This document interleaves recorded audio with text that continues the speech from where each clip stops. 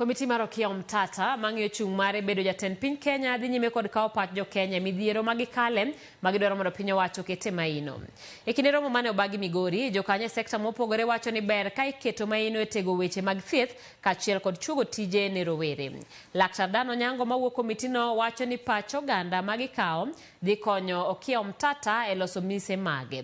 Kampen ka odhi manyo kom jatend piny Kenya e higa mar 2027. Okiya Omtatah believes in a people-driven presidential bid, and he would like to hear the views and the input of members of the public before he officially launches his presidential campaign.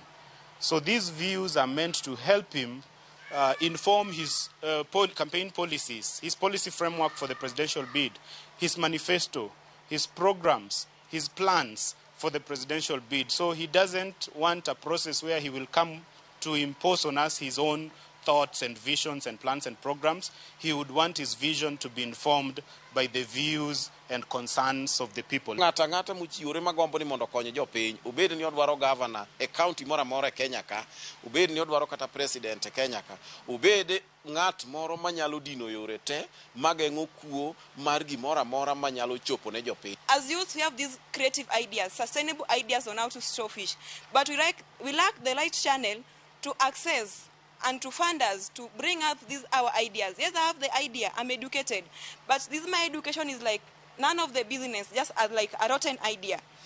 We need these leaders to support us, bring our sustainable ideas in the society.